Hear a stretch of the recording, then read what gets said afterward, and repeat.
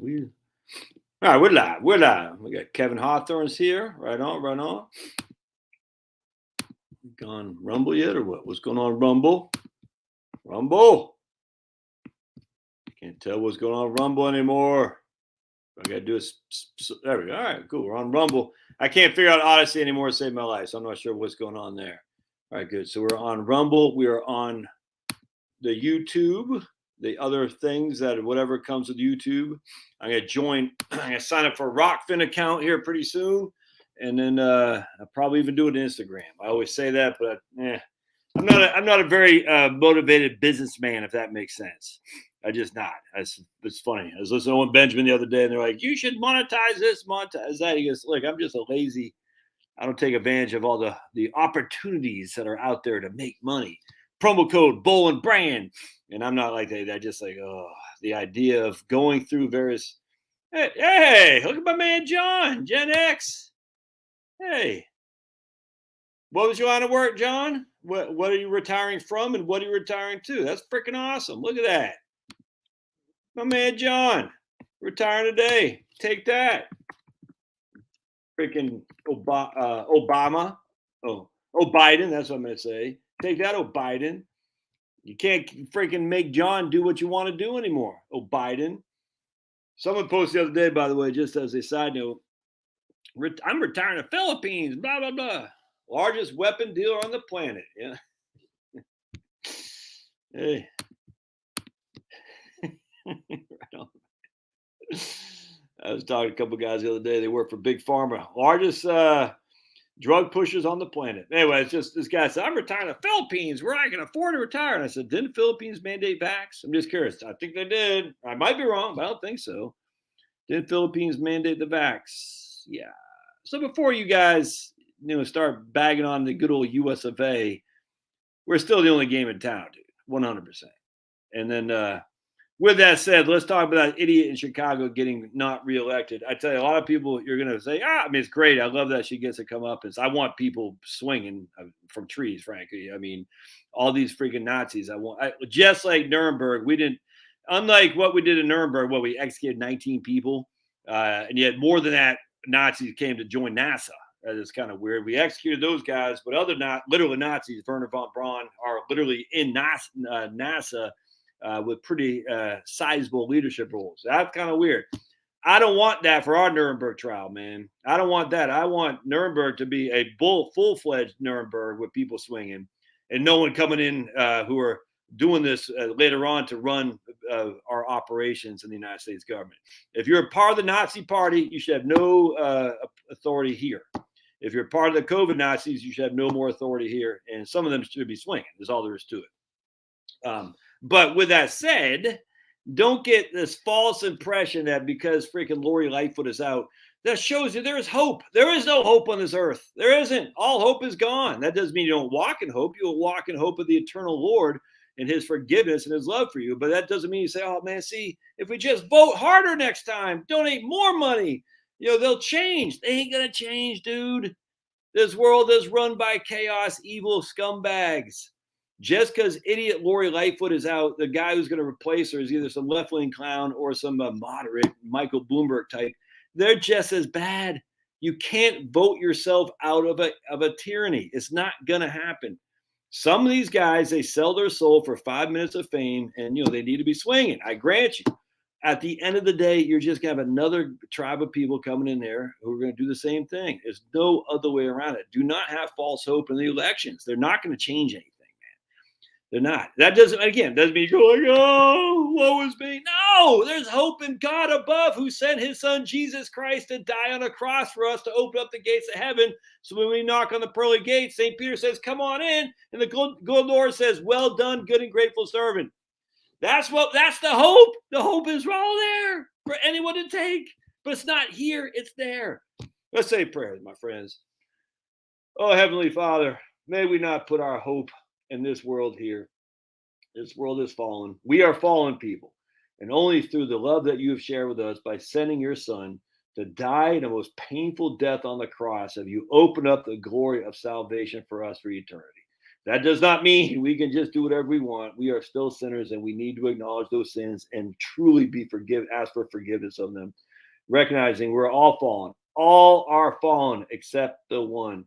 But Lord, we just thank you for your love. We thank you for your encouragement to seek truth and justice with your name only, because only through you do we receive salvation, and only through your goodness are we up to be at the task. So when we go to the pearly gates, you will say, "Well done, good and grateful servant." And when we hear those words, man, tears of joy will fall, and all angels will sing that we beat the devil at his own game. We pray in Jesus' name, amen. All right, remember, the devil doesn't want you up there. The devil wants you freaking down here. He wants you here. He's selling the soul for rock and roll, man. I'm telling you. Remember that. You don't think that. Look, I'm still going to vote. I'll never vote for the Democratic Party. Actually, there's a real quick before we get cracking here. Right? Before we get cracking, there's a great. Hold on a second.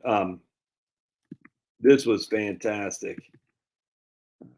And COVID.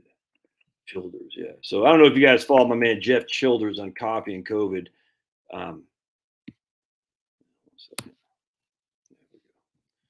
Jeff Childers on coffee and COVID. Hey, Jill. You got David Durst. Michael Leclerc. Don Bay in the house. All right, cool. All right. Let's go over here to the best. All right, I want to share with you guys something. Is it today? Yeah, but right here. So this is coffeeandcovid.com. My man Jeff Childers. I read him every day religiously, because that guy just crushes. Big fan, long time, first time. Anyway, so let's read this right here. And this is the best bill ever that Republicans need to run on 100%. This is, it's like, it's classic. It's so classic. And the only reason a guy like this can present this, because the Trumpster showed the way.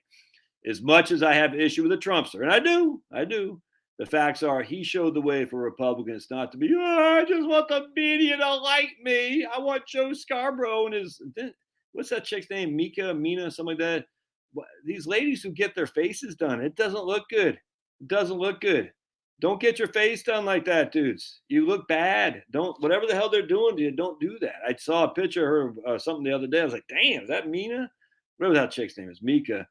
Don't do that to yourself. You look bad. As a man, I'm telling you, as a man who likes women, all right, just FYI, I like women. I'm attracted to ladies. They look good to me. My wife's freaking smoking hot. That's all there is to it.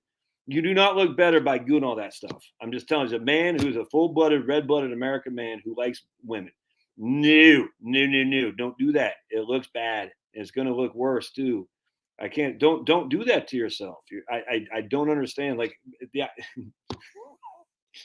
I deal with people all the time, older, younger, everything. And some of these, wives of the men I work, I was like, damn, dude, you married up, buddy. You know what I'm saying? And the wives aren't doing all that crap. It's just wholesome. Wholesome exudes from them. Wholesomeness, good happiness exudes. That's what makes your face look good. You're happy. You're exuding confidence, love, hope. You know what I'm saying? And it comes, he sees it, and that's where the beauty is, because it's like a spiritual thing. You don't need some freaking clown in LA to put all this kind of crap on you and plastic you up to make that. No, don't do that to yourself. I'm telling you. Hey, Marie. Bad people. Don't do that. And if you've done it, I'm not yelling at you. Do men? I mean, what? Man. There's a guy in our local news station here, Jorge George, and I could tell he's done all that stuff. And when he first showed up, Charlotte and I were like, "Damn, that guy just looks plastic banana, horrible." Like, ugh. And he's a young, I guess, I don't know. I mean, he looks young, but when I say looks young, well, he looks young because he got plastic. No, he looks plasticked. He looks young because he sounds young. I'm sure he is not very old. They're not hiring some 55-year-old old man to do the local news. You know what I'm saying? It's plastic banana, good time rock and roll. Remember Rush Limbaugh? Hey, there's Jeremy. All right, I was waiting for you, dude. Jeremy's too busy talking to his. I call him Jeremy. Jeremy is too busy to jump on because he's talking to his Filipina lady he's messing around with. I said, that's great. Just don't move there, Jeremy, because they're going to mandate the vaxes. Anyway, what the hell is I talking about? All right, so let's go to COVID here. Not COVID. COVID and Coffee by my man Jeff Childers. This is great. This is great. So I was this. Tell me that doesn't scare you.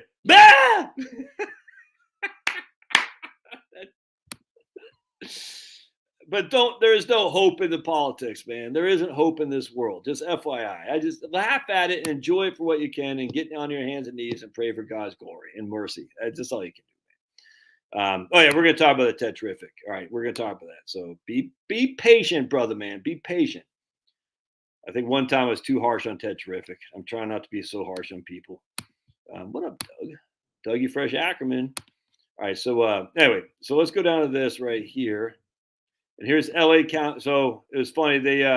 Michigan State University ended its COVID vax requirements for student, staff, faculty effective immediately. Done. Hey, wait. I don't want to say more. I just find it funny. Why are you ending the vax requirements? Why? COVID's still an issue. Brett Weinstein just had COVID, he just said the other day on his YouTube channel. And I had to, oh man, I don't want to do that here. Maybe, well, let me just go to the thing. All right. Right here. If anyone reminds me to talk about Brett Weinstein and Einstein, I just I was like, dude, oh, don't put your faith in scientists, dude. If they are scientists of the mainstream, they're not educated. I like Brett Weinstein. His wife is nice. They might know more about evolutionary biology when it comes to their textbook than I do. But the facts are, I tell you, man, you do not put your faith in these people. They don't know what they're talking about. I'm just sitting there thinking. So Brett Weinstein was like, look, we have models in science. computer models aren't the best. We have other models which would validate, and he's using Einstein's relativity. And I said, I didn't watch I'm watching the video. And then he's getting ready to get into it. I put a comment on there that said, please tell me you're not getting ready to talk about Eddington in 1919. Please, please, please. And sure enough, he talks about Eddington in 1919. I was like, oh my goodness. Brett Weinstein. Do you not know Eddington? Because these guys don't hear anything outside the alternative. They don't hear any alternative points of view. None. They don't hear anything. And it's just sitting there thinking it's no different than a video I did earlier today above, knowing your Bible, but not knowing the origins or the construct of it. Just knowing the various words isn't enough. You can poke holes through that so fast. If you're going to be an apologist for the Bible, a defender of the Bible, know the freaking Bible. How did it come to be? Who wrote it? All these things. You have to know this stuff. Because if you don't, you're going to look like a fool, as Brett Weinstein did here today. Weinstein. I was like, if Brett Weinstein is arguing the provability of relativity is from freaking Eddington in 1919, which he was, that just shows me that Brett Weinstein doesn't know what the hell he's talking about. And if he doesn't know what he's talking about there, then I start to challenge other things too, including his things on evolutionary biology. It boggles the mind, actually. And so if you're going to go on a limb and say Einstein relativity was proven because of Eddington experiment in 1919, that's not true. It's silly. And as such, if they're in a science field, the only reason they think that's true is because that's what they've been told in a book. They've never been open to any challenges ever. You cannot challenge Einstein. And yet Einstein, we know, was a freaking fraud. We know was a fraud. And to challenge that, you'll never get a job. And so anyone who says that is going to be put out here an alternative conspiracy theories. What else does that remind you of? Oh, what else was conspiracy theories? Well, we know the last 3 years.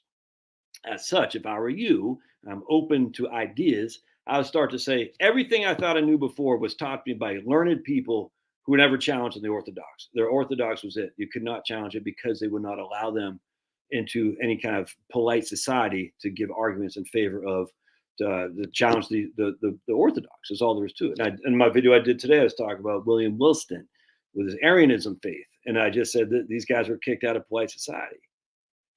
And as such, if you're listening to people from the mainstream, you're not hearing the whole truth, dude. It's all there is to it. And if you want to hear the whole truth, you're going to happen to open your mind up to ideas that before you thought that doesn't make sense. All right, so anyway, let's keep going because I want to show you this with my man Jeff Childers. Eddington proved Einstein like Cavendish proved mass attracts mass, or that Foucault proves freaking the Earth spins. All right, it doesn't do it. Or that Aristophanes proves that the Earth is round. It doesn't. It doesn't in text. It does in textbooks. How do we know the Earth is round? Aristophanes. No. If you think that, you're not aware. You're not. You're ignorant. How do we know the Earth is round? Aristophanes and boats going over the curve. No. If you think that, you're not aware. You're ignorant. And if you're going to use that as your model, as a lot of Christians do when it comes to arguing the faith, and someone says, "Hey, I have an easy challenge for you," blah blah blah blah, and you don't have a defense, you're done. People go, "I don't know." Okay, you don't know what you're talking about. So you want me to believe what you're telling me when it comes to a good book, but you don't know what you're talking about with the basic challenges to it. It's unacceptable, man. All right, so let's go to freaking jump my man Jeff Childers. All right.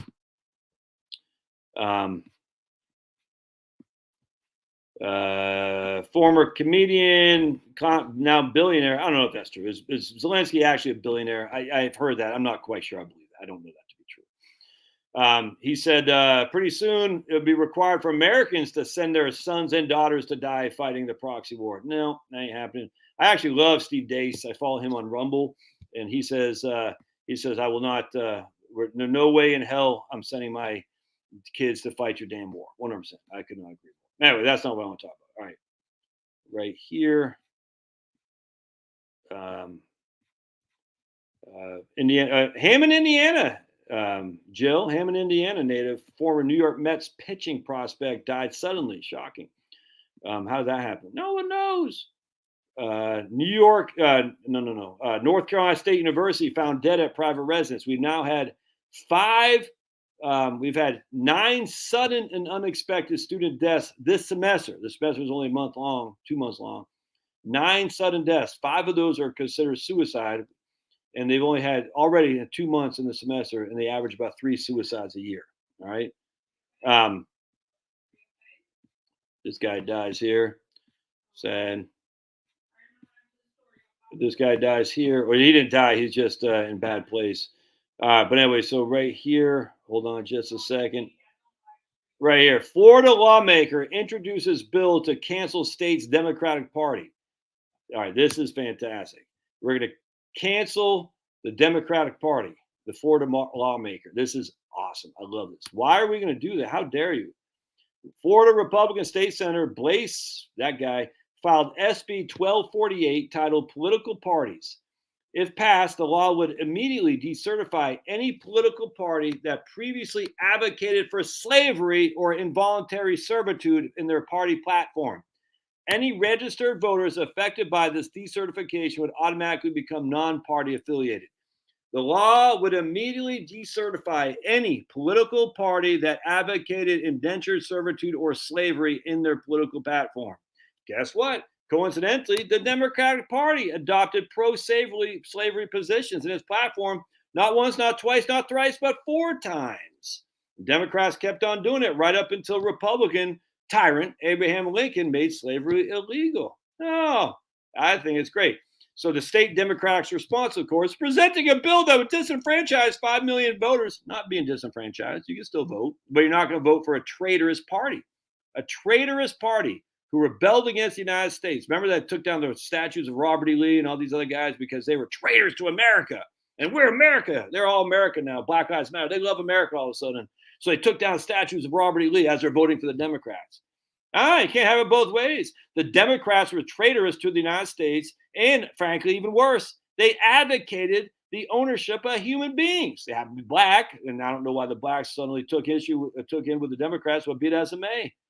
I love it, dude. I think this is great. I think the Republican Party national platform say we want to decertify any political party that advocated the ownership of human beings or the indentured servitude of such. I think it's great. I 100%. If you're going to say it's okay to tear down statues of Robert E. Lee, Jeb, whatever that guy's name was, you know what I'm talking about, Jeb Stewart, all these guys, that's great. The party for which they belonged which advocated for the ownership by human beings and advocated for the succession against this country. They're traitors. They should be found as held into contempt and not allowed to promote their traitorous philosophies. 100%. 100%. Presenting a bill disenfranchise 5 million people, said the Democrats. Under Ron DeSantis, Senator Angolia is using his office to push bills that are nothing more than publicity stunts. What? No way! The Republicans' publicity stunts? Where do we learn? We learn from the best, the Democrats. Oh, this is right out of Saul Alinsky. Who would have ever thought we'd love Saul Alinsky so much? Oh, I love it. I love this stuff. Payback's a bitch, baby. We got to pay them. I want people swinging, and I want Republicans come firing off 2024. And I don't want any Nikki Haley's. I don't want any Kristi Noems. I want people got the balls to freaking stand up and say, screw you guys. You did this to us. Every day, the results of your insanity is coming out. We want people to swing. Francis Collins is my first nominee. All right, first nominee, not Fauci, Francis Collins, because Francis Collins was in charge of NIH. Fair, free trial. Everyone needs a fair, free trial. If you found guilty of manufacturing data to encourage people to do what they did, yeah, that's you should not be. Well, I'll just leave it at that. Anyway, the Democrat didn't even mention the slavery word. Oh no, Democrats not so fast. Most Floridians do oppose slavery to be an issue, no matter that matters most, way over insurance. Yes, let's have a debate. We need a lot more of this kind of thinking. I'd multiply Senator Angolia if he were running again, but he's not running it until 2024. So I love that stuff, dude. I love it. Yeah, 100%, 100%, Chris. Doctors that were so sure before are suddenly baffled. There has got to be, and I hate to keep saying Nuremberg, but it's a close. Hey, got 20 people in Rumble, right on, dude. Because Nuremberg literally wasn't enough. Because again, we know that, but like 19 people swung in Nuremberg, but the vast majority of Nazis got off, and then a good amount of Nazis came to work in the United States. That's a fact. So we got to do a Nuremberg where they're not coming to work for the United States, and the leaders have to they have to pay. You got to pay, man. I mean, you did this to people. So Brett Weinstein was talking about how he had COVID again. He said, man, the issue, COVID is no joke. I mean, COVID in of itself, where did it come from? Now, can you isolate a virus? I'm still up in the air on that. I'm not quite sure. I believe in the germ theory versus terrain theory. It's one of those interesting debates. But anyway, can you actually isolate a virus? And the answer is not necessarily, if that makes sense. We know this from polio. You couldn't isolate that. So anyway, the point being is, regardless, the COVID came from someplace. It didn't come from a rat, just like freaking mad cow did not come from meat and bone meal from rendered cows. It didn't. It came from something else. Where did it come? Oh, some lab in Wuhan, huh? Okay. Before, if I said this, I'd be banned off YouTube. But apparently now it's okay to say it because the Washington Post is saying it. So if it came from a lab in Wuhan, who was funding these labs? Oh, United States.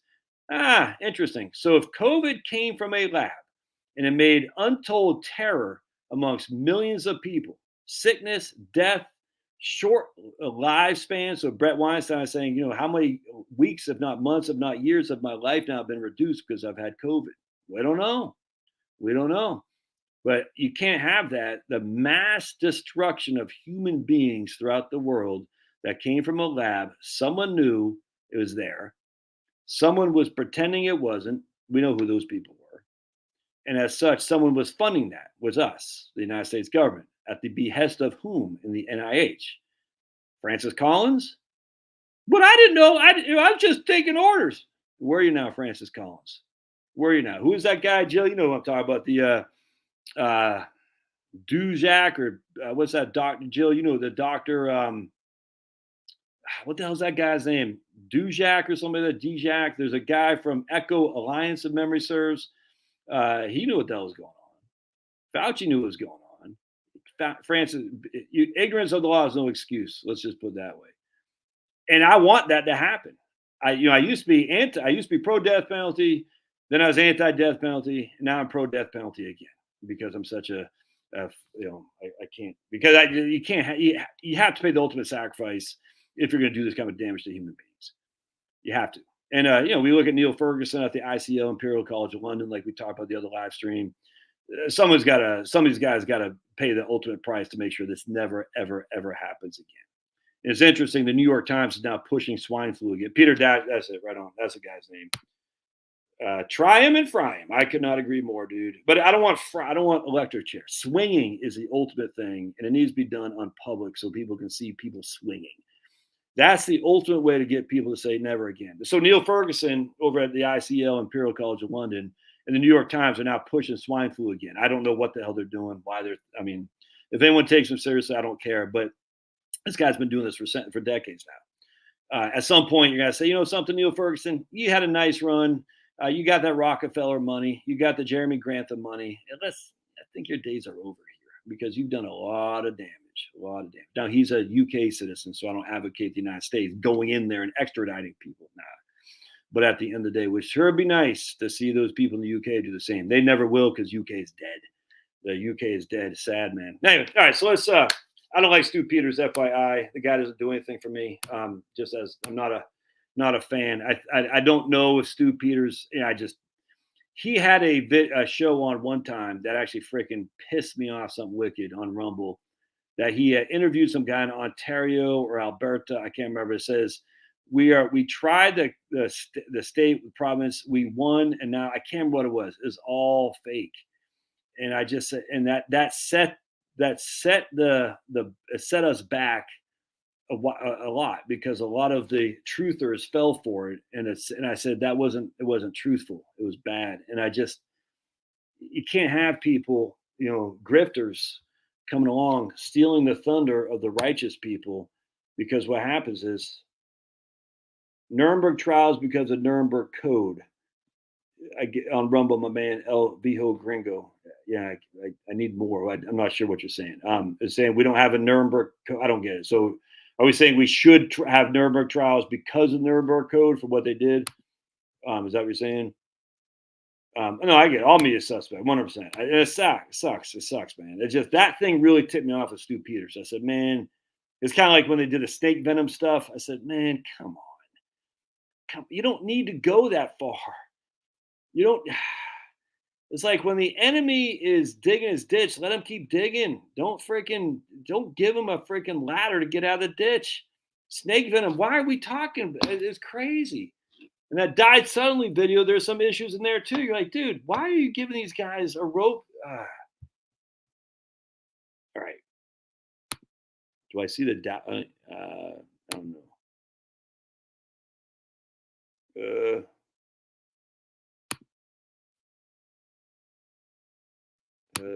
Trump reestablished for treason and heights.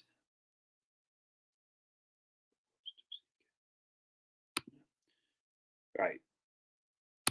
You're talking about Stu Peters, Jill? I don't know. I don't know. All right. So let's talk about real estate. This is going to be fun. Again, appreciate you guys being on Rumble too. If I'm on Odyssey Live, I appreciate you guys being on Odyssey too. I don't know if I am, because stupid Odyssey was giving me a hard time. All right, so I want to go to, oh, dude, you're going to love this stuff. Anyway, so if you want to subscribe to coffeeandcovid.com, my man Jeff Childers, that guy freaking crushes, coffeeandcovid.com. All right, so now let's bring this guy up here. This is, dude, I'm telling you. Remember, I got 4 kids. Can't afford a house. What happened? Oh, there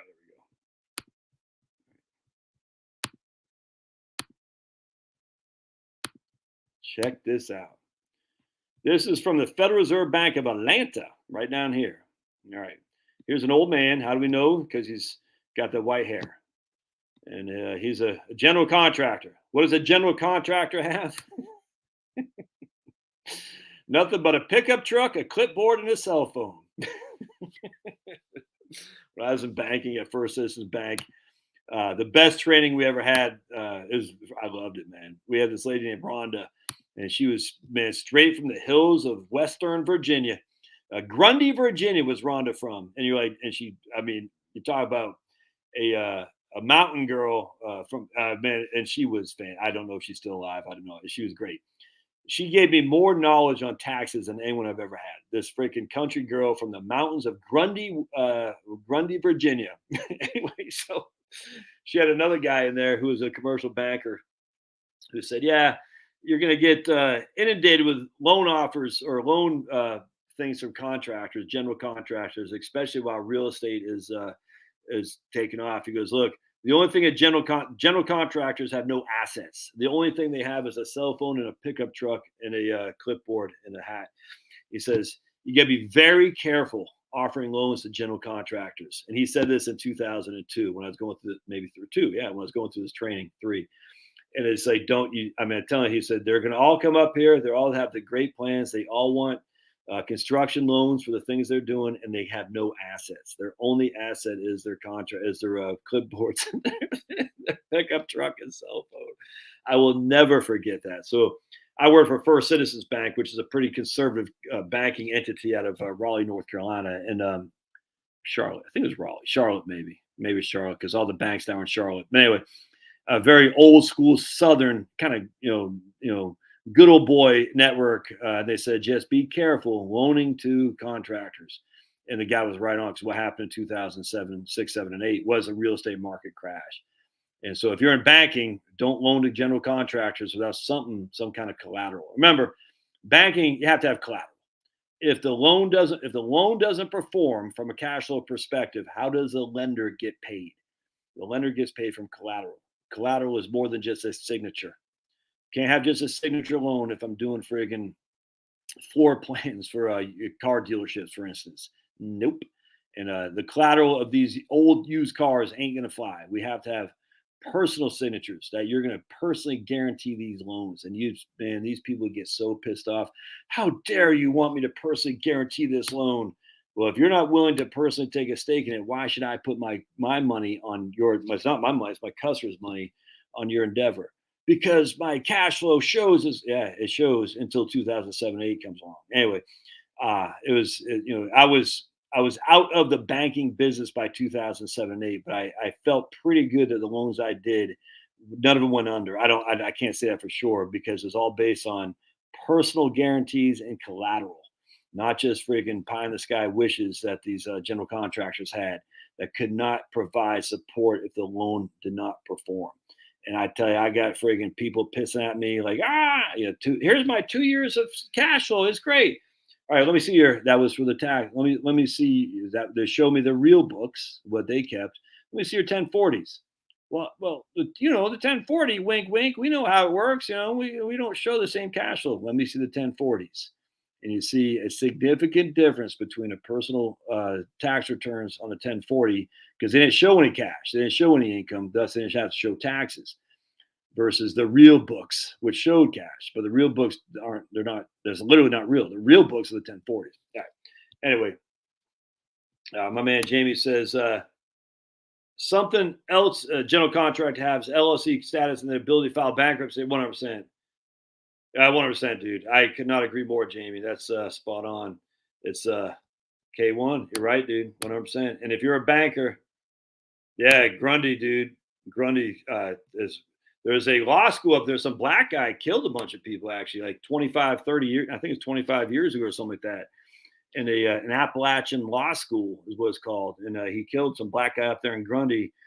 Said it's some African, actually. And it's just weird. And of course, no one talked about that. They all wanted to talk about the any white guys who kill people. They said, white, angry white men. But it's like, wait a second.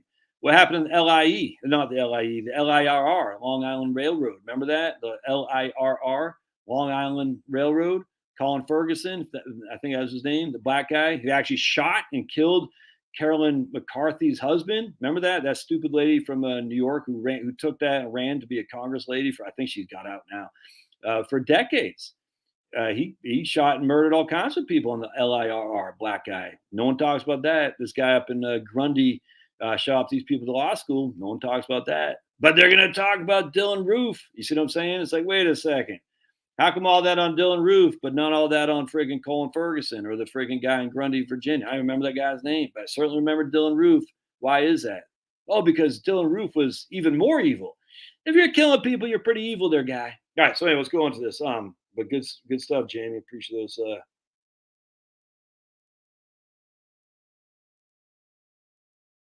Oh, look at Denise. There's a reason so many a lot of lending institutions get out of mortgage. Oh, man, interesting. All right. So let's read this because I want to show you this right here. Look at this. U.S. population growth among people 16 and older. This is me, 25 to 54. In 2 years, I'll be here. Our people, only 40,000. So let me just read it right here. The number of people aged 25 to 54, a group economists call the prime age workers, inched up just 40,000 in 2022. Meanwhile, the number of Americans over 60 jumped by 2 million in 2022. That continues a pattern. Since 2019, the prime age worker population has barely changed, while the size of the 65 plus old group has gone by nearly 5 million. The differences affect labor force growth because the prime age population is far more likely than seniors to be in the workforce. So I'm telling you, hang tight. So these group of people are growing by leaps and bounds. Those are the moneyed people in the United States, growing by leaps and bounds. These are not the moneyed people in the United States. And they're not even growing at all. Other than 2020, 2022, there's only 40,000 more people from 25 to 54 age group, and yet 2 million. 2 million. And here's 16 to 24s. That's it. And here's this population. So I hope you see what's happening here. So, oops, I guess I can't. 1 second. I want to point something out here. That didn't work right. Anyway, so what is this telling you? This age is shrinking, which means at some point, this age is going to shrink. Who has the money? Who has the houses? When these people start dying off, what happens to their houses? They come on the market. All right. So basic economics 101. Right now, the demand for housing of the moneyed interest is through the roof. Hey, Jeremy.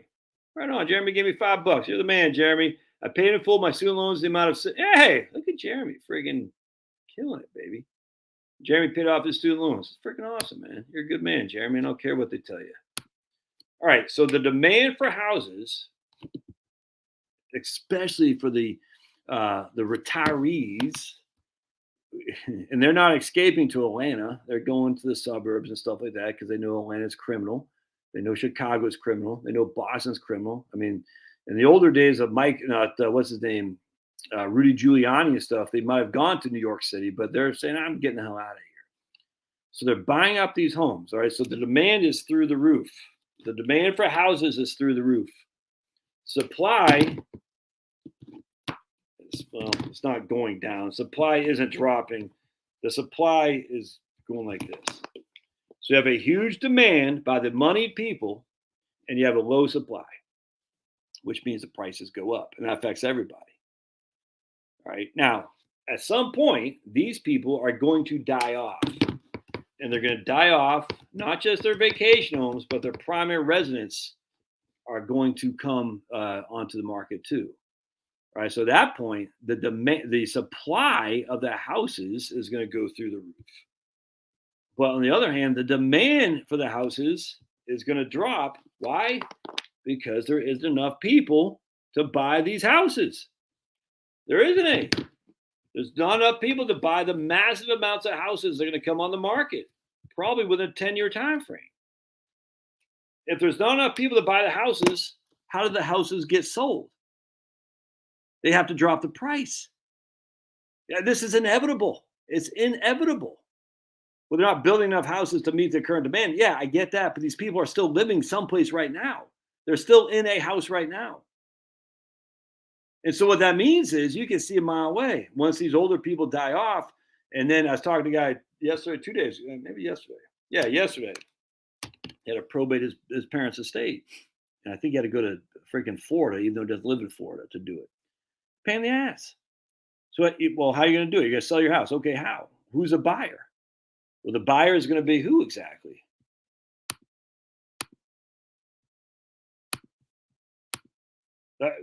These guys? all these houses coming online and there's not that many people to buy, what happens to real estate? It's going to get crushed. Going to get crushed. It's inevitable. I can't explain this enough. So I'm sitting, for me, your old buddy Josh, I'm like, dude, I'm going to need to live on the proceeds of the sale of my home when I downsize. I hope there's a guy and a lady who can afford this house when I sell it, probably 5 years from now. I think there will be still, and I'm probably not going to reach the market saturation yet because I think we still got probably another 10 years. I think the real estate market is probably going to level, slowly start ticking down. There just isn't enough buyers, dude. And what I mean by that, people say, oh, there's more buyers than supply. Yes, there is more buyers than supply of new houses. That's true, which is one of the reasons why the prices are going up. They're not building enough to meet the demand. I grant you. But there's a huge inventory of houses that are occupied by old people. And once those old people no longer occupy those houses because they're up to the big guy upstairs, hopefully, someone's got to occupy those houses. And that someone's going to be who? You see what I'm saying? And there's not a demand for those houses. You're gonna have to drop the price like crazy. So if you're thinking you're waiting on your mom to give you inheritance of a big fat house, I'd be highly I tell you, man, if you're not looking at freaking reverse mortgages now, I don't know what to tell you, because you can lock in a long if you're in your your retirement home, you can lock in that line of credit, that reverse mortgage, and let that puppy grow. Yeah, it's costly, I grant you. Oh my goodness, you got to pay for something. Wow, who knew? But man, you can see this a mile away. And you think you're going to sell your house, your primo house, like I'm thinking, and you're going to use the proceeds to buy a nice house, in the mountains, on the beach, or something like that. If that's contingent on your ability to sell your home, I would highly suspect what's going on? I would highly suspect that might be thrown a curve, especially if you're about 10 years younger than me. I think I'll be okay because I'm 52. We got about 5 years left in this place, and then we'll sell it. And we're probably, I've never been one to say the market value is such, I'm going to sell it right now. We've always underpriced it the first quick sales. So always done that. That's why we don't sit on houses. We say, we're just not all that. We just don't care that much in terms of maximizing profits. Cheryl and I have never been like that. Minimizing pain is what we've always wanted to do. So we'll sell it for, I'm not going to sell it cheap, but we'll sell it for probably under market price and move on from it. Take the proceeds, buy, 3-bed, 2-bath on a freaking acre or two in Chattanooga, Tennessee, or Roanoke, Virginia, or something like that. I don't know. Anyway, but that's kind of the plan of action. But that's still a pretty significant assumption that there'll be a buyer to buy this house. You see what I'm saying? And what if Atlanta keeps going horribly? Because I'm a suburb of Atlanta. And what if that town keeps getting more and more criminal focused? Well, people aren't going to want to be living in Atlanta, and they're going to start saying, I don't even want to live in Fulton County, especially with Fulton County, the reparations and all that stuff coming down the pike. They're like, dude, I'm white. I'm not paying your stupid reparations. I'm not going to move to Fulton County so I get taxed more as a white man. It's nuts. And so I don't think that's going to go through. It's stupid. But I mean, at the end of the day, that's the kind of stuff that I think about. Say, man, when it comes to selling this house, now the nice thing, if Atlanta keeps falling south, more and more businesses are coming up to North Fulton County, Alpharetta, Roswell, Milton, where I live, Crab Apple, Johns Creek. It's white flight, but it's not even white anymore because, we're a minority. Whites are a minority here in Fulton County, but it's Indians, Asians, even blacks. Was basically the white flight from Atlanta coming up here, and it's massive. And so there's huge growth coming around. I mean, just everywhere. It's nuts. Too much in my opinion. But anyway, at the end of the day, so that gives me somewhat of a reprieve that I'm not so worried about it. I'm like, dude, so two things come. If we sell our house, that's great. If we sell it out at a good price, that's great. That probably means the real estate market is still high though, which means I won't be able to take advantage of the low prices that are coming. So the way I look at it, I'm going to sell this puppy, pocket the proceeds, and go rent for a couple of years, and then watch as the real estate market falls, because it's inevitable. Economics, while I hate the idea of economics as a hard science, a la the fakeness of physics, because there's a lot of fakers in physics, as we talked about earlier. But anyway, I hate that crap. But with that said, I mean, there is a hard science in chemistry for sure. We know that for a fact. But be it as it may, like particle physics, that's not a hard science. It's silly. A photon's both a wave and a particle. Okay, okay. We can prove it, Einstein, because dark matter. Okay, and that's astrology. There's no other way around this silly. But people got to get a job. Everyone's got to make a living somehow. Anyway, so the issue is when we sell this place, we'll probably sit on the proceeds, go rent something for a couple of years, and watch as the real estate market declines, and then go gobble something up. That's kind of my plan as we sit here today, because it's inevitable, man. When you see this kind of population discrepancy, I mean, there's no two ways around this. And so if you're thinking that real estate flipping and all that stuff is going to be your career, again, you probably get away with the next 5 to 10 years. No way in 15, no way. So check this out. This is interesting here. And part two of this, I said a lot of times too, you're not going to get the workforce that you need to fix stuff up. This is the decline of our standard of living that is coming. This is the decline in the value of stocks, the deceleration of stocks that's coming. We don't have the capacity to have the growth without the labor force, and there isn't a labor force. This is the labor force. Labor demand seems to ease somewhat, but still far exceeds labor supply, which is just synonymous with we need more immigrants. That's all they're trying to do here. We need more immigrants, because we've given all these people anti-testosterone, all these men who should be out friggin' digging ditches, anti-testosterone drugs. We told them about giving pornography on the phones. We told them about, how bad it is to be a white guy. And so everyone's just shamed. No one wants to go out there and work. But we need labor, so we're going to get it from immigrants. This is no other way than a cheap way to get immigrants, more immigrants. You can see that a mile away. And they've done a great job at it, man. Big demand, small supply, high price. High price for labor, which means what? It's going to cut into the earnings. Earnings get cut into. What does that mean? Stock market prices don't go as high. Real estate falls, stock prices decelerate, if not fall outright. And you can see this happen a mile away. What is the cause of the growth of GDP? It's consumer demand. What goes away when consumers don't demand it because they don't have jobs, so they don't have disposable income to buy stuff? Consumer demand. Where does the GDP then go? It goes down, as we can see right here. A return to secular stagnation. I call stagflation. Economists have offered numerous explanations why more people have not joined or rejoined the workforce. Sickness from stupid COVID, concerns about contracting COVID, lack of childcare, higher than usual savings that allow for more financial freedom, blah, blah, blah. In the here and now, bringing labor market supply and demand into better balance is essential for tackling elevated inflation. And this is why this guy, dumb and dumber, thinks inflation is caused by the high labor cost. It's freaking so stupid. Anyone who can destroy that argument 2 seconds flat. I used to believe that as a monetarist, a Milton Friedmanite. High labor costs, high inflation. It's such a fallacy. Don't fall for it. It's not. High labor costs are not inflationary. I mean, they could be in some regard, but the biggest cause of inflation, as we know, is what? Scarcity. What causes scarcity? Socialism and decreasing the ability to make product, i.e., via making more expensive electricity and energy as a whole. Anyway, so let's keep going. An aging population is not helping. Over the long haul, an older citizenry is more likely to put downward pressure on inflation and economic growth. What?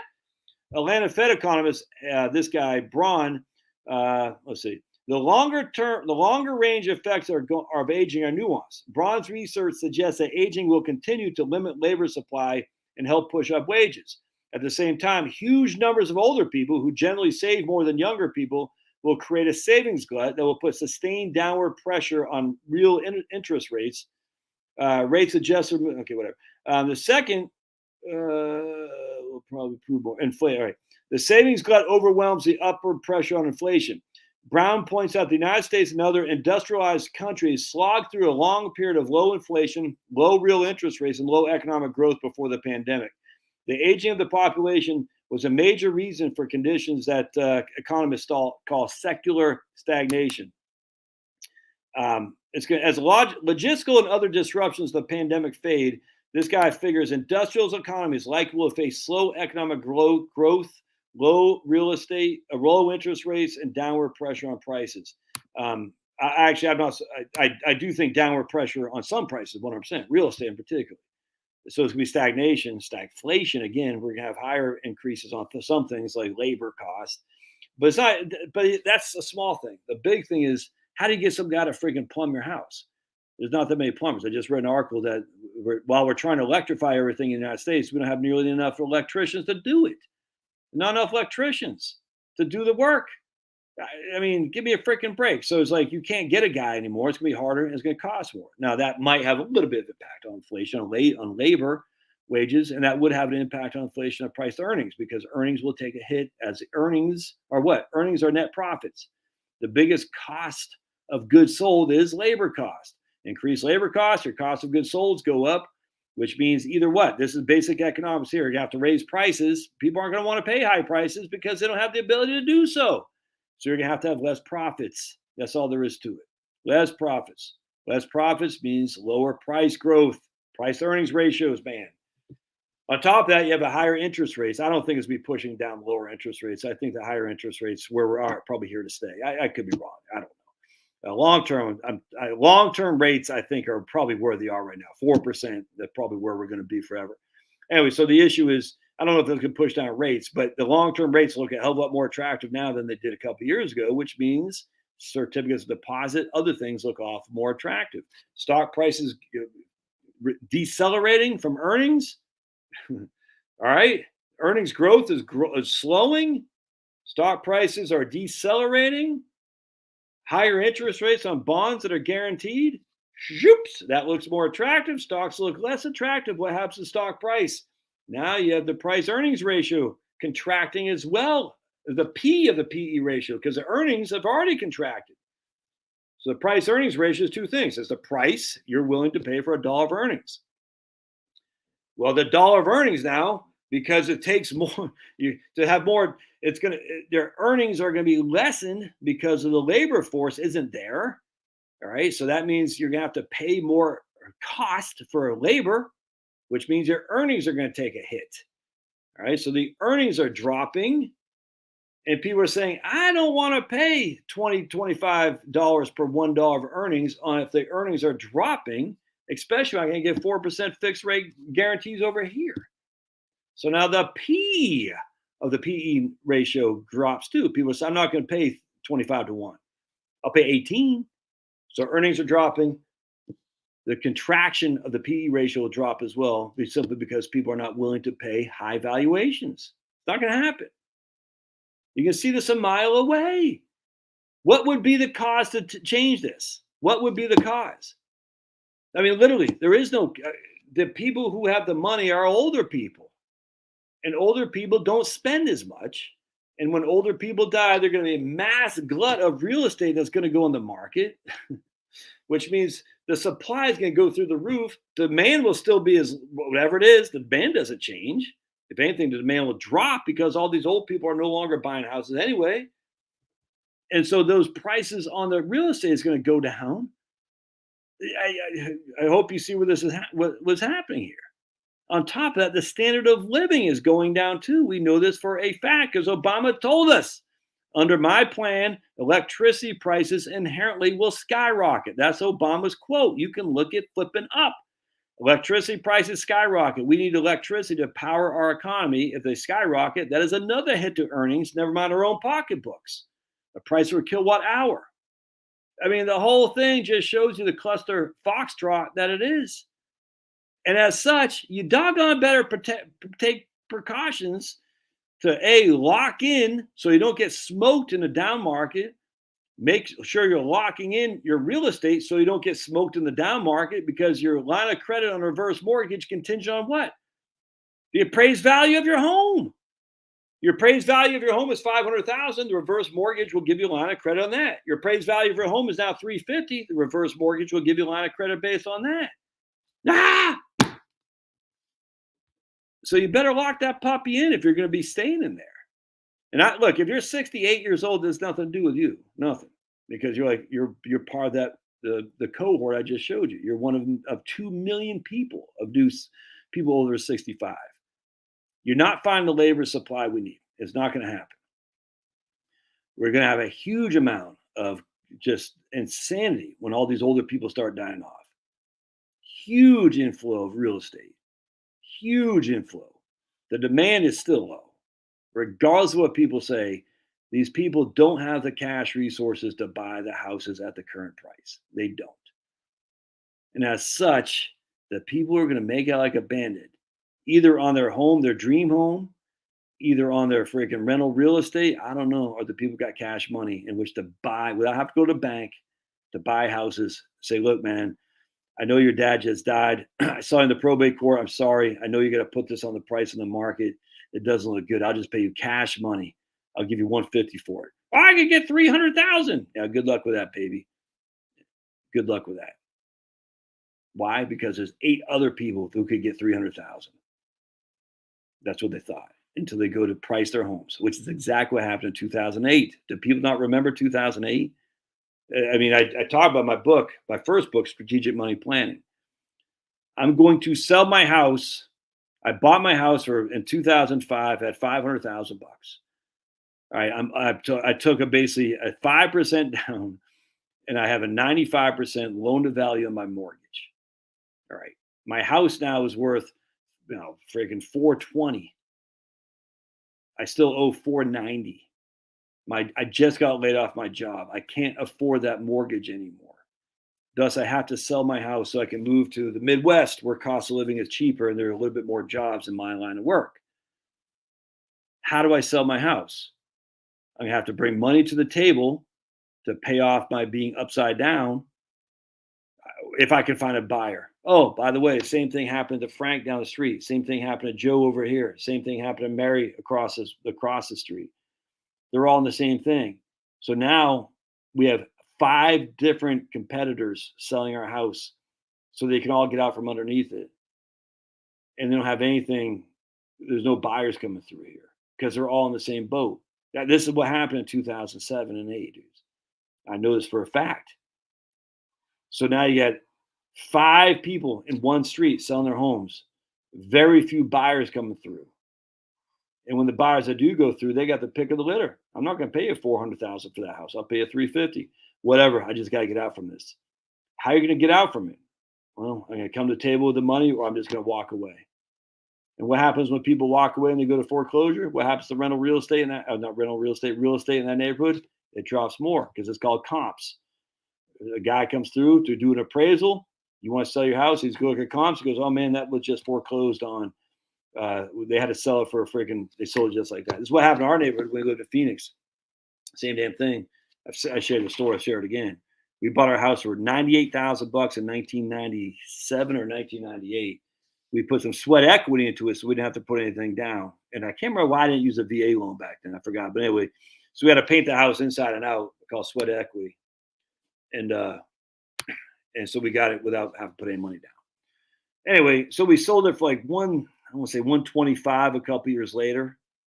The lady who bought it from us sold it a couple years after that, 2005 for 267 in Phoenix, East Monona Drive, 85014, 85024. I forgot. But it's up 7th Street, past Bell, past now what is now the 101 on Beardsley Road, and there it was right over here. All right, so the lady who bought it from us sold it to a guy or a lady for like double the price in 3 years. That guy walked away, foreclosed on it. Why? Because he bought it too high. He couldn't sell it to get out from under it. Why? Because every single house on the market, every single house in the neighborhood was for sale too, for the same damn reason. It was all speculative buying. So for a neighborhood that was, 200 homes, probably 50 were up for sale at one time. And they're all literally identical to each other. All of them were identical. On, cookie cutter lots or postage stamp lots, they all have the same thing. The only thing different about mine is I had 2 freaking trees I planted in there that looked awesome. I forgot what they're called. Not pine trees. The trees that they have in like Hawaii and stuff like that. You know what I'm talking about, dude. Those trees at the California palm trees. I planted 2 palm trees that were booming in growth. But that was it. The only thing that was different was mine had palm trees. They looked awesome. No one else had them. Anyway, long story short, what happened? I come back. We went on vacation in 2011 in Phoenix. It was around Easter. We're driving through that old neighborhood. And the door was open at our old house. So I said, I'm going to go see what's going on. I stop in there, go in there. And there's a guy who had bought the house. Turns out he was like a highfalutin dentist. Excuse me. Highfalutin dentist. Everyone wants to see more Pablo. There he is. There's Pablo. Bought the house for like $75,000 cash money. and the people, the tenants, but he was saying the copper, the people are thieving copper. He bought all these houses in a line for like 75,000 a pop because he's the only game in town. He bought it foreclosure. He went with cash. They said, what you see is what you get. It turns out they took all the washing machine, all that. They took out all that. They took out all the copper. You know, that's white people. White people love copper. White people are big copper thieves. And but he still got it for $75,000. So he had like a little of a fiefdom of houses on East Monona Drive, this guy. He goes, yeah, I bought it, had cash. I got out of the market well before the crash. And I said, I'm going to buy some real estate. I think I can turn this around. And he goes, yeah, I come in here, though. All the amenities were gone. The fixtures were taken. It wasn't a squattersville, thank goodness, but it had seen better days. And he said they took all the copper wiring and stuff like that. But, I figure I put $10,000, $20,000 into it. I'll be able to fix this place up, get a renter in here, and ultimately sell it. And I think he did for a pretty nice profit.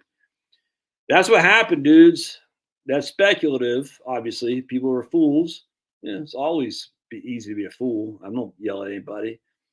The issue is, on the other hand, if you don't see the freaking train track, the Norfolk Southern coming through East Palestine coming up on you with this massive amounts of older people dying off, and you're thinking, it's going to be the way it always has been, you're freaking nuts, dudes. The consumer economy is driven, the GDP is driven by consumer demand, consumer spending. Old people don't spend much, which is a hit to earnings. The labor costs go higher because there's not enough labor costs, which is a hit to earnings. GDP suffers. Woo, that stinks. That stinks. GDP suffers, and guess what? There isn't any growth. No growth. On top of that, we're going to electrify everything, which we don't have enough supply for electricity. Generation, we don't have enough generation for electricity because we're getting rid of all the evil, dirty electricity generation sources. So our demand goes up. Prices for electricity skyrocket too, which does what? It hurts earnings because corporations got to pay for electricity as well.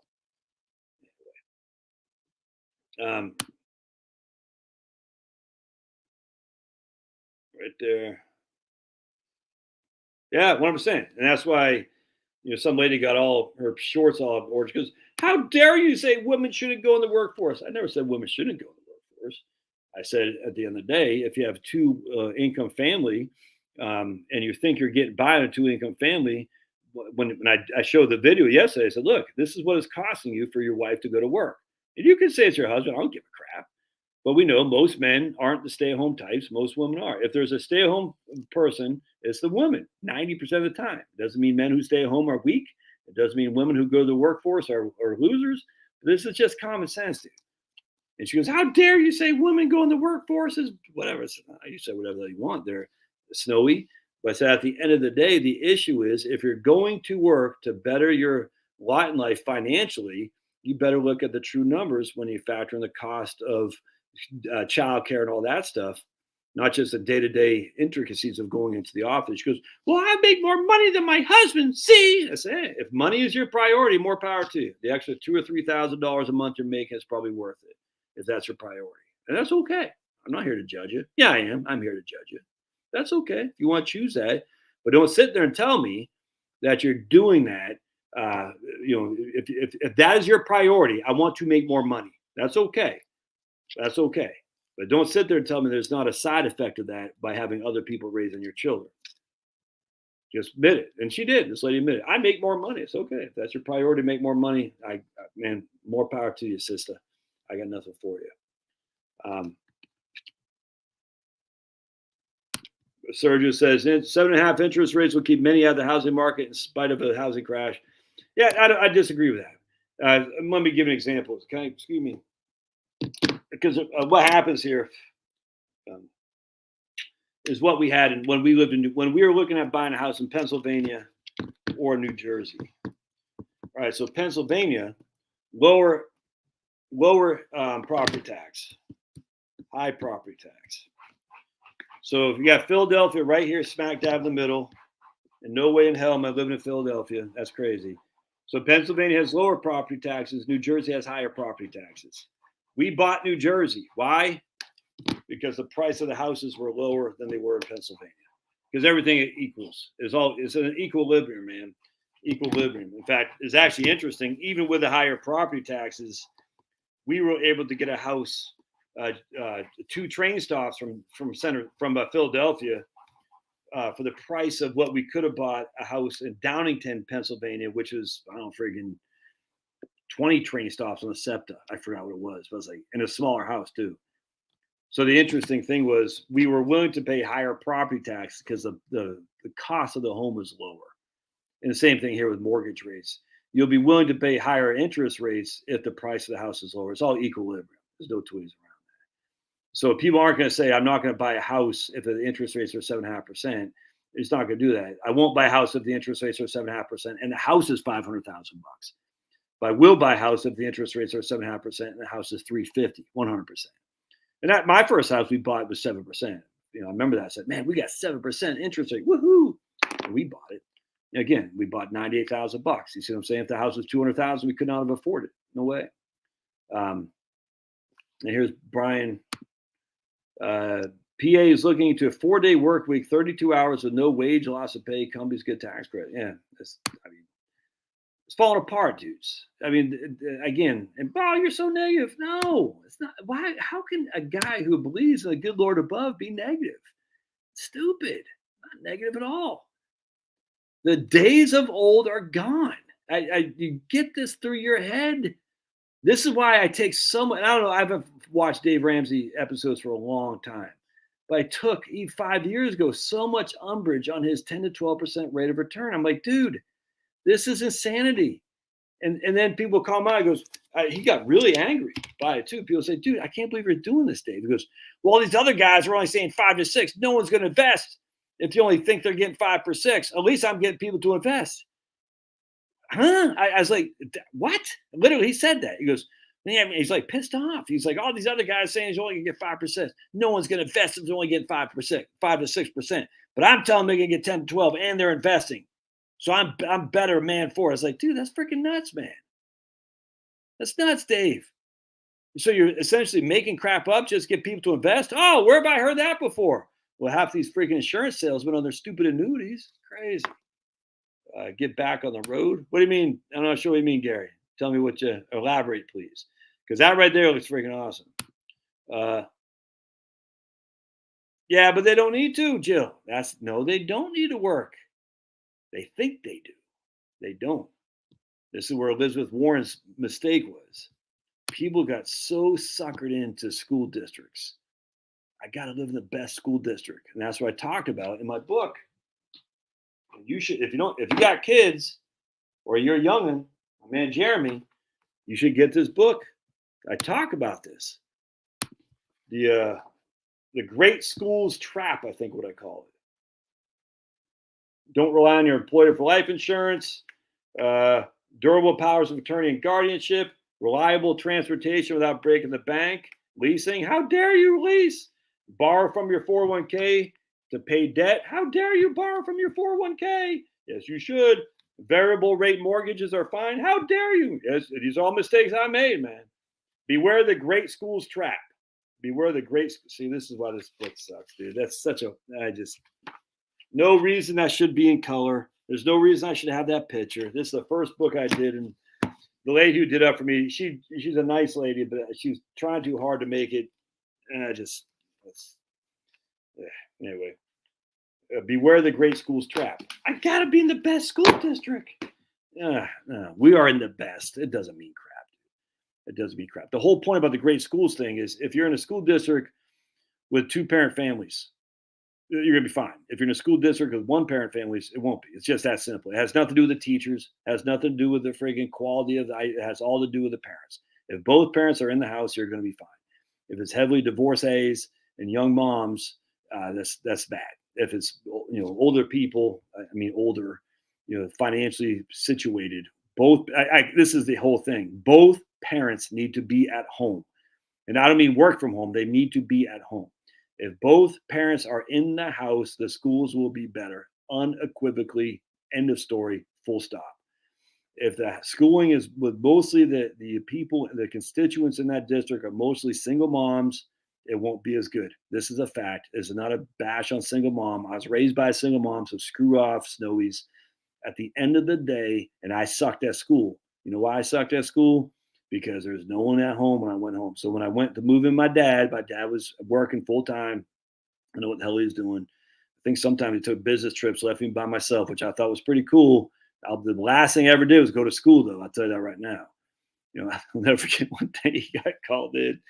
I think I was a senior. I was like literally this close not to graduating. And he got called in one time, and they said, "Yeah, it's weird. Did you know that Josh hasn't been in school for like 60% of the time?" My dad's like, "What?" Like, yeah, yeah. When will rates go back to 2%? I don't know.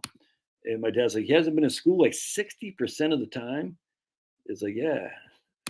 And then some classes I was in more than the others, and I thought I was gonna get my ass kicked. He said, "Well, if you want to graduate," and when we're driving back home from that meeting, he goes, "It looks like you're not going to graduate, dude. If you want to graduate, I highly suggest you start going to class, because once you're graduating, you're going to the army. You're not living." He didn't push me to go in the army. I went myself. He said, "But if you don't graduate, you won't be able to go in the army, and you're really not going to live here either." And I said, "Oof." So that quickly turned me around. So I did what I could, and I scrounged and I scrimped and I got by the skin of my teeth, man. I think my GPA is like 1.8, 1.9 or something like that. We had like 530 kids in our class. I think I was like 375 or something like that. Oh my goodness. Whoo, that was bad. Anyway, the point being, I was talking to this guy yesterday too. The guy crushes. He says the most important recommendation he has is that someone needs to be home when the kids come home from school. Be it working from home dads, stay at home mom, is someone needs to be home. That way they know. So these guys, this guy came across these people, these older people that came to his church to talk about how to raise the kids. I can't remember what it was. They sound like foster parents, but whatever it was. So they took all these foster kids in, and he gave a story. He goes, "Yeah, we're sitting there one day, and one of the foster kids we took in came in, and this guy was at his desk doing work because he worked from home. And the kid looked at him like, huh? Just like, huh? And then he went and he saw the wife over there, whatever she was doing. He looked at her and said, huh? Like a new foster kid, whatever it was. He said, what? You could see. It's like, why are these people here? You see what I'm saying? You could see it. You see that the kid was this is what I'm just repeating the story. He said they could see, and the wheels are turning his head. These people are here. Thus, there's a level of security and police enforcement too, if you know what I'm saying, to make me stay on the straight and narrow. And I thought that was a great thing. When your kids know you're at home, they're not going to come home with some floozy, smoking dope, drinking beer. It's like what I used to do. They're not going to happen like that. They're going to say, yeah, if they want to hang out with the floozy, smoking dope and drinking beers, they'll be at somebody else's house, if that makes sense. Anyway, the point being is the great schools are fake. It has nothing to do with the teachers. It has to do with the family unit. You know what we should do? Let's see. If I'm in the Ku Klux Klan, what's the best thing I could do to? I hate black people. If I'm in the Klan, what's the best way to destroy the black family? Oh, we should destroy the family unit. Get the dads out of the house. Huh. Now I'm not even in the Ku Klux Klan anymore. Now I'm just big government. I'm a globalist cabal. What's the best way to destroy the white family? Let's do the same. Seems like Daniel Moynihan said this in 1965. It was called The Most Evil Words Ever, racist and all that. He said, defining deviancy down is what Daniel Patrick Moynihan said. Defining deviancy down. And he got inundated with calls of racist and all that. So back then, 33% of the black families were single moms. Like 8% of white families were single moms, something like that. And I can't remember what the Spanish was. Now, probably 33 to 40% of white families are single moms. Like 70% of black families are single moms. Yeah. Literally, the Klan won, dude. And the Klan, supposedly, even if they only hated blacks, well, they turned out they hated whites too, because whites fell for it as well. That's why I always say these idiots would say, Hitler, whites. And I was like, dude, Hitler freaking sent untold millions of white people to their death, you freaking idiots. Stupid. I hate all that crap. I hate it all, because you're sitting there thinking, dude, The biggest cause of chaos is the single families, and that destroys everything. And wait till that comes to your neighborhood. All of a sudden, you get a bunch of Section 8 housing with single moms. Your real estate values are going to go way down as well. It's just a fact. Your school values, schools are going to go way down as well. It's just a fact, dude. There's nothing to say the single moms are the cause. It's the lack of a two-parent family. Oh, you like with Snowy McGee there. Oh, you sound so antiquated. 1950s. Yeah, I am. 1950s. Let's bring some 1950s back from a family unit. Let's bring back the bees, man, from a family unit. And enough of this crap that we got going on now with what my wife was showing me, some Thin Lizzo or something. Who this Lizzo person, Brian Lizzo? I don't know what the hell name is. Lizzo, some big black lady who's like 8,000 pounds heavy. She goes, stunning Lizzo or Thin Lizzy. Thin Lizzy, not Thin Lizzy. Stunning Lizzo in a yellow leotard. It's like, no one thinks that's stunning. No one thinks that's stunning. Everyone thinks it's stupid. It's crazy, man. Hey, right here, Denise says, I had a stay-home mom and spent summers at the family. Yeah, 100%. Actually, it's funny. Yeah, Bill Cooper. Yeah, right on. What's the pale horse thing? We're talking yesterday with this guy too, and he's a little bit older than me. Yeah, about 13 years older than me. And he's like, man, I remember back in the day, we'd go. He's from upstate New York. He goes, we'd go see the Montreal Expos, and our dads would take us. The dads would get a gathering of the local boys. We'd go to see the Montreal Expos before they played in Olympic Stadium, and they bought the nice seats for them, and they bought the bleachers for the kids, and they just let the kids up there, run around. I said, man, those were the days. He goes, it's funny too, because we're talking, like Sandlot. You ever seen that movie Sandlot? I said, dude, back in the old days, just any kid with a ball. I mean, it's literally like a magnet. If a kid was with a ball outside, another kid was like, whoa, there's a guy that like you could feel it, like a dog can feel it. You're like, whoa, there's a kid with a ball. Let's go play. Those days are gone. Those are good days, man. Good days.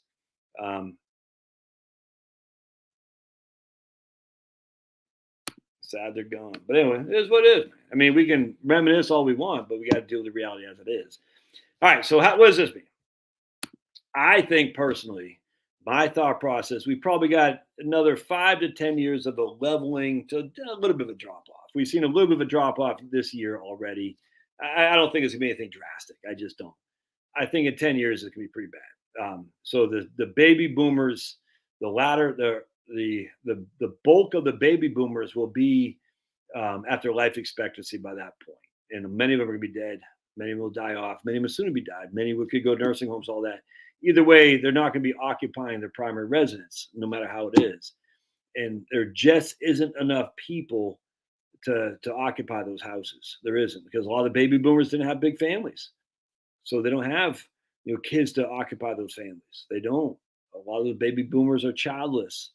So there isn't anyone coming up. We showed you the Atlanta Fed here. The numbers are gruesome. We don't have. I mean, I'm just telling you, man.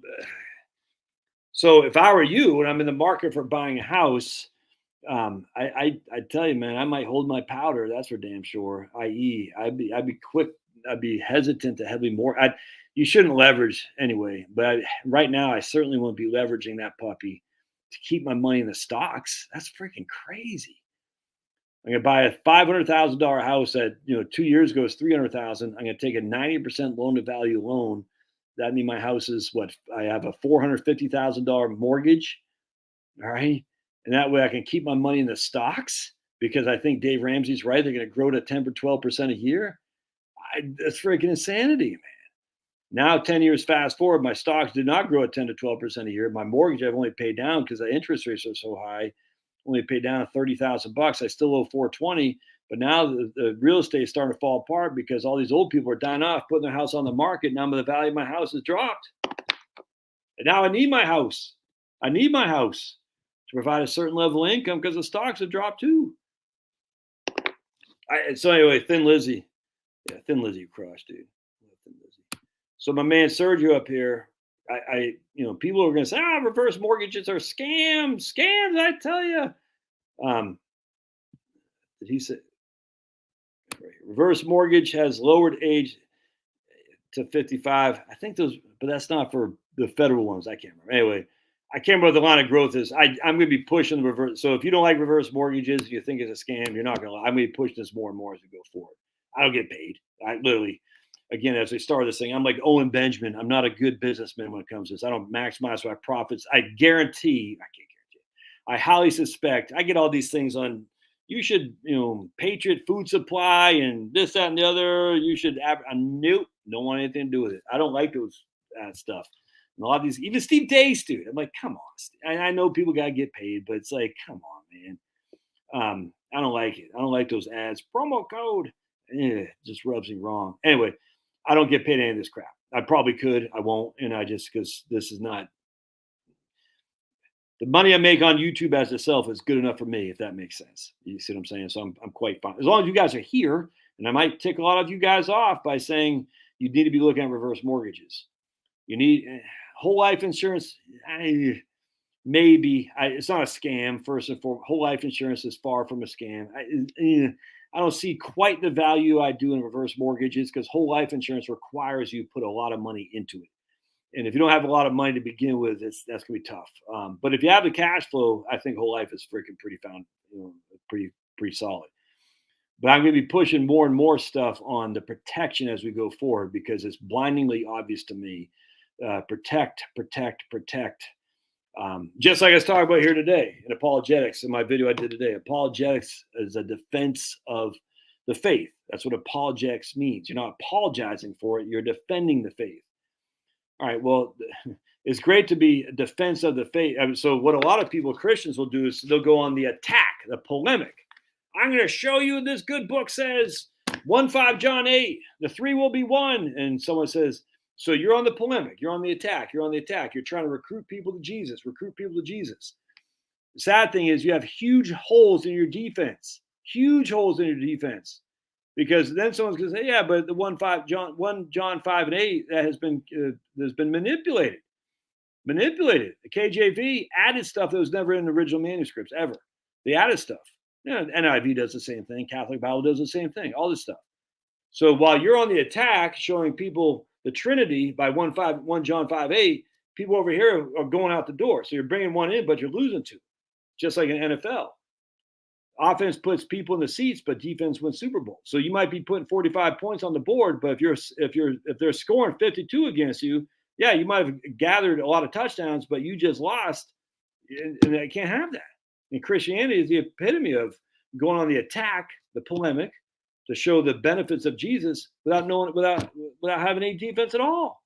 You should see the comments I get on YouTube whenever I talk about my faith journey. It's like, dude, you don't know what you're talking about. You are literally not following God's words. You're following the words of man. How do we know? Because that has been manipulated in various aspects of the book.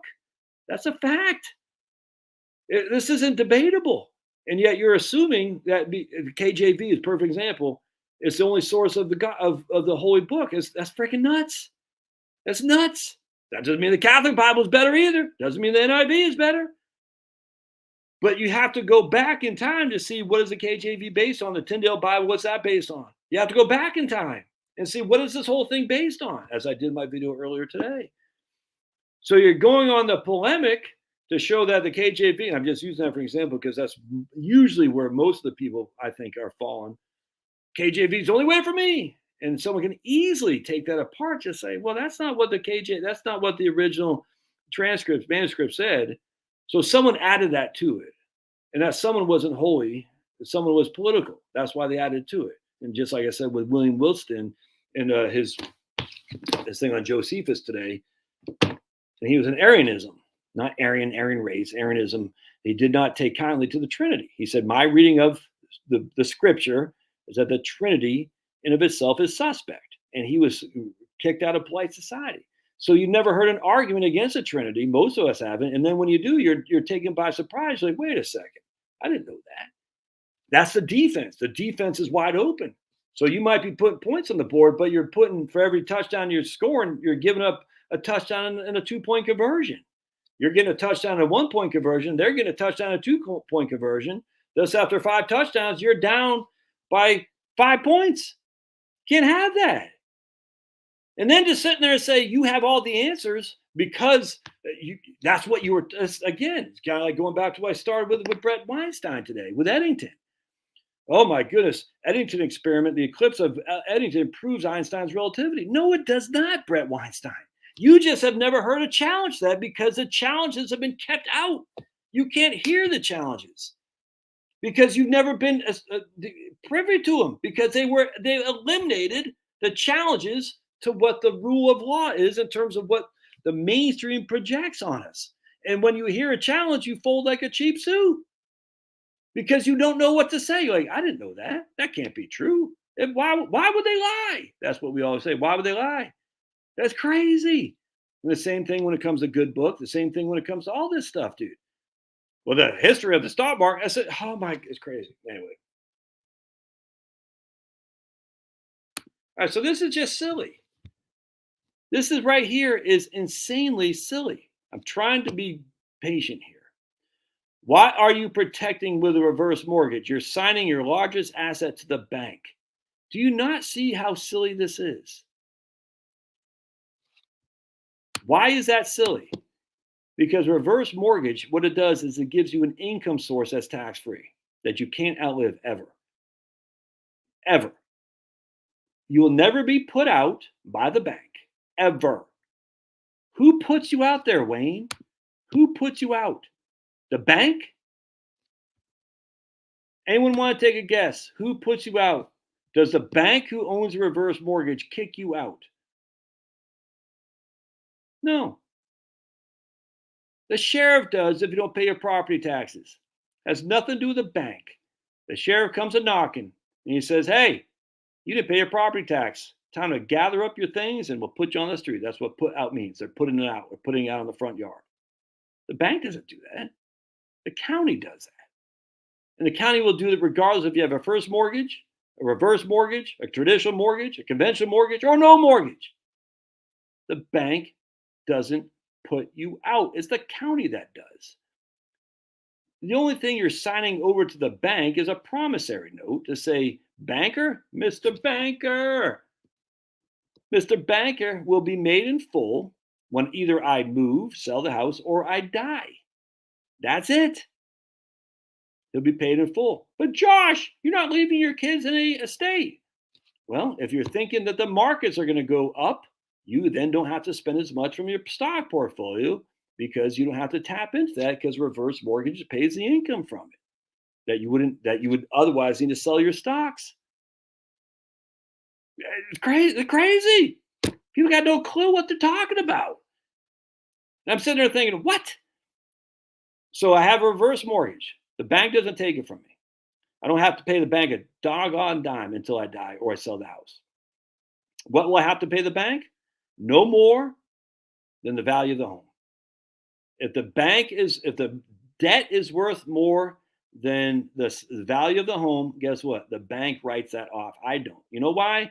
Because you pay mortgage insurance.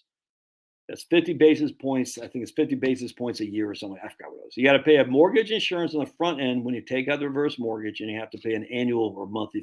I think it's 50 basis points is what it is to the interest rate on the loan. The bank doesn't put you out ever. You put yourself out by not paying the property tax. So if the issue is, and here's a silly thing too, well, I want to leave my kids a bigger asset. Then buy a freaking second to die life insurance for heaven's sake. I got to do another video on second to die life insurance. That's easy, cheap. The death of the surviving spouse, the kids get tax-free money from life insurance. It's the way to go. Way to go. Frankly, and that's fine. If you want to leave your kids a bigger asset, all right, I don't care. I mean, I got 4 kids, love them to death. You know, hopefully they get some money from me. Not my concern. Not my concern. My concern is to make sure that they have the best raised family possible. They can always come back here without question, no questions asked. If things go south, they know they got a friend in me, baby. That's a fact. That doesn't mean I'm going to say, hey, man, you're a heroin addict. Here's some heroin. No, nothing like that. But they know they can always come home. They can always come home again. Now, what happens with Charlotte and me is we got to take care of number one, which is she and I once we hit retirement. And the best way to do that is to have no mortgage. But a reverse mortgage is a mortgage. No mortgage being a debt I have to pay back. Reverse mortgage, you don't have to pay it back until you're dead or you move out. That's all there is to it. And as such, let the bank deal with it. Let the bank deal with it. And it's tax free, by the way. The income you receive, because it's a return of principal. Well, sell the house, you still got to live someplace there, Quinn. You still need a place to go. I love these people too. I can sell your house. I'm gonna buy. So they're still in the mindset. The property value of my home is way through the roof. I'll go buy a lower price house in Florida, which is cheaper. Everything's elevated. Everything. There ain't nothing not elevated, dude. In fact, it's the interesting thing is to downsize. So for me, I could not afford this house I'm in right now. Couldn't. That's how much it's grown. So for me to quote downsize, I'd have to pay more for a smaller house in the same proximity where I am now. We got what, 4 beds, 3 baths, 4 beds, 4 baths on an acre and eighth, something like that. I can't. But for me to get a smaller house in order to downsize, it actually costs more than what this house is worth. That's how much these new things are going up all over the place. And it's not on any acreage. It's crazy, dude. Townhomes. So for me in Charlotte to downsize, we're gonna have to go out someplace. That's to a more rural community. So anything else on here?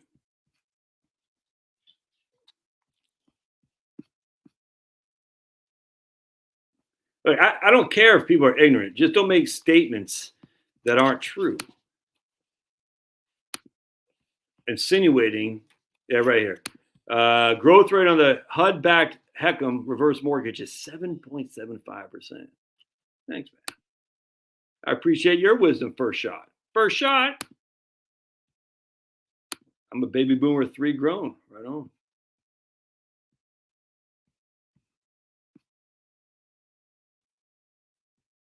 Why do you say that, Jill? Jill says she wishes her parents got a reverse mortgage. Why do you say that?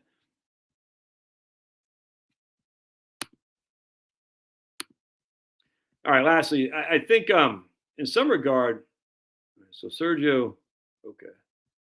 Okay, there we go. Already got that. Yeah, right here. So Jill, no, Denise says a neighborhood across the cul-de-sac listed their house on Wednesday. There are 4 appointments to see on Thursday. They had 3 offers above asking price that evening. Yep. In those days, you got about, I think, probably 5 more years of that. 10 more years of leveling off as a slowly decline where you have more demand than sales, and then it's gonna be a freaking giant sucking sound to the south.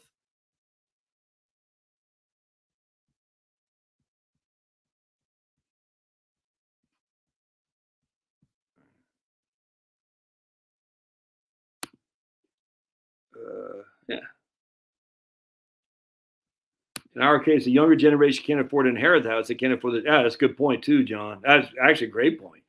John said, even if the kid inherit your house, if they inherit your house in Morristown, New Jersey, they can't afford the property tax. That's a great point.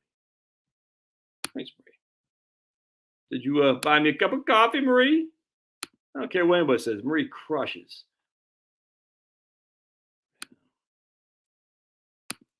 25 to 54 is inheriting all that wealth. We'll see. It's wealth now. Will continue to be such. I don't know, man.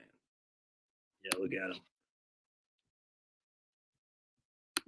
I don't use any computer mice. I just use I don't have a mouse. Jill says she wished her parents take a reverse mortgage because there are 4 of us and I just got my money after 10 years. Oof. My mom should have retired and not worried about paying off the mortgage. Would have simplified. Yeah, 100%. That's crazy, Jill. So no future. Robots, and AI will have to correct this, or maybe. Okay, whatever, dude. So here's another guy who's, I don't know who Cameron Templeton is. He's new here, and I might not come back because I didn't say anything about no future at all. And certainly Social Security is not being done to. So he's obviously new to this channel. So I'll give him a break because if he's on this channel thinking that I'm implying there's not Social Security, he's new here. So I will give him a break. If he's trolling us, which might well be, well, we'll be able to find the other comments and we'll just ban him. I'm going to be a lot harder on the trolls, guys, by the way, just as an FYI. Yeah, right on, man.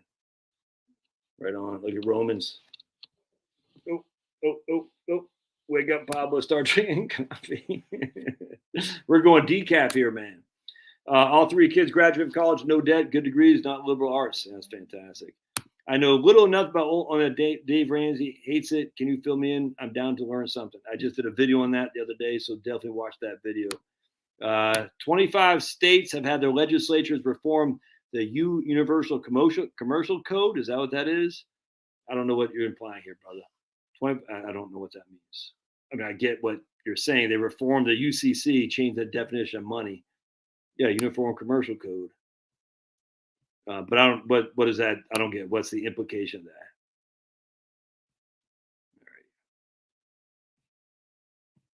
All right. So, hey, look at Denise. 61-day countdown. Care Bear countdown. Oh, Ally Bank. All right, Finney. 1 second. Got a barking dog next door. Dog next door. Finney wants to say hello. Oh, look at Pablo. You didn't go. You say, I'm sitting here. You snaked Finney. You snaked him. Look at that baby. I was taking the boys for a walk today. Finney is 70 pounds of just muscle, probably a little bit on the heavy side too, but my goodness, is like hauling like those Alaskan sled dog things. Even Pablo was like, damn, when Pablo gets rolling, that little 15-pound fatty fat, if you can see him, 1 second. That guy right there, he's got muscles, dude, that guy. Ain't that right, Pops? Yes, sir. When he gets rolling, he's got muscles, especially if I'm going down a hill. And his brother, I'm like, man, you're going to rip my shoulder sockets out. No, anyway, so I'm, okay, so they're doing that to combat. Okay, I thought you were implying they're doing that in order to promote CBDC. All right, that's good. Yeah, so anyway, I'm gonna be quicker on the hammering of trolls. Actually, just FYI. So if people make insidious statements, or I'm not gonna have. Like some guy today earlier said, didn't you hear? Josh thinks there's no inflation. Ban. So if you see some clowns trolling, ban, not putting up with that crap. I'm certainly not going to reply back to an idiot who says I think there's no inflation. That's stupid. But anyway, so just as an FYI, I'm being less. I have a short trigger on the trolls, if that makes sense. You got to smoke them out before they cause damage, especially when they're saying stuff you didn't say. And on top of that, by the way, if you say stupid stuff, and like, I don't know, a reverse mortgage is a scam, or whole life is a scam, you're being banned because it's inherently not a scam. Reverse mortgages literally are not scams. This isn't freaking. Of all the scams out there, Bernie Madoff stuff. No, I'm banning it, because if you say reverse mortgage is a scam, and I say reverse mortgage is a legit thing, one of us is wrong. And because it's my channel, and I know more than the vast majority of people do when it comes to financial planning, it's not a scam. I'm banning it because I can't let that in the ether on my channel. If you want to go someplace else and talk about how reverse mortgages are scams, by all means do so. I'm not having it here. Whole life is not a scam. Is it a great investment? It's a good investment. Yeah, it could be a good investment if it's properly done right. It's not a great investment. It's not even supposed to really be an investment, but it can work if it's done correctly. I've seen it with my own very eyes, and far from a scam it was. Is it the best investment since sliced bread? No, but I'll tell you what, I'd take it. Maybe I'll do another video on this, how I came to my senses when it came to whole life insurance. All right, anything else, guys? We're up about an hour and 40 minutes into this. You have a that's right, Brent says. You have a troll on me from your postings? All right. We get knocked around today. Let's take a look. Said James. What are we doing here? Oh, not that bad. James, come on, man. James, like a red day in the market, and the S&P's down less than 0.5%. Come on, man. Jeez. Look at that 10-year treasury, almost at 4%. Man, all right. Troll free, baby. Ban. Yes, sir. Yes, ma'am. The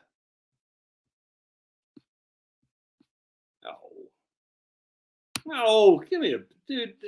This that's the mud. That stock's in the mud. I mean, give me.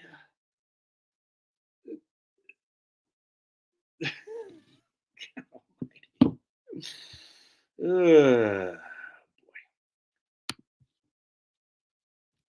Quinn's been drinking too much fluoride in his woods house that he's living in. The fluoride in his water is really making Quinn not see the light, if that's the mud. I'm goofing off you. I'm goofing off you, Quinn. Relax. I'm goofing you. Most all products work for depends on each person. Yeah, absolutely. Absolutely. I'm goofing you. So, oh boy. All right. I like playing the mud, says Renee Jimenez. Hey, it's just a dog across the street. Hey, look at this guy. Look at this guy. He's like ready to pounce. All